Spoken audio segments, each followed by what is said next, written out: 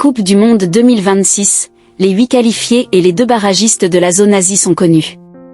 L'Asie connaît désormais ses représentants pour la Coupe du Monde 2026, organisée l'été prochain aux États-Unis, au Mexique et au Canada.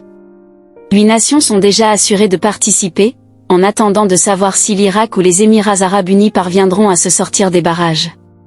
Plus de 2 ans après leur lancement, les éliminatoires de la zone asiatique ont définitivement rendu leur verdict ce mardi soir. Le continent connaît désormais les 8 nations chargées de le représenter lors de la Coupe du Monde, qui se tiendra aux États-Unis, au Canada et au Mexique du 11 juin au 19 juillet 2026.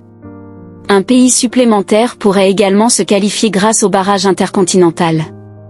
Avec le passage de 32 à 48 équipes au mondial, l'Asie, qui comptabilisait 4 places en 2022 sans compter le pays organisateur le Qatar, va donc au moins doubler son nombre de participants.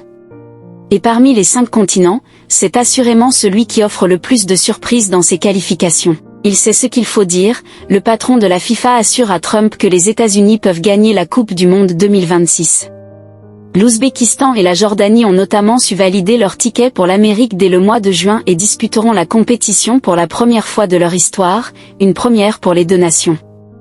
Déjà engagés lors de la Coupe du Monde 2022, l'Iran, l'Arabie Saoudite, le Qatar, le Japon, la Corée du Sud et l'Australie sont parvenus à être reconduits 4 ans plus tard. L'Irak et les Émirats arabes unis en barrage. Enfin, une dernière place pourrait être attribuée au continent asiatique. L'Irak, dont la dernière participation remonte à 1986 au Mexique, disputera le mois prochain un match aller-retour contre les Émirats arabes unis, dont le vainqueur se qualifiera pour un barrage intercontinental prévu en mars 2026. Coupe du Monde 2026. On est une famille vraiment unie, le Cap-Vert, surprenant petit pousset du Mondial 2026.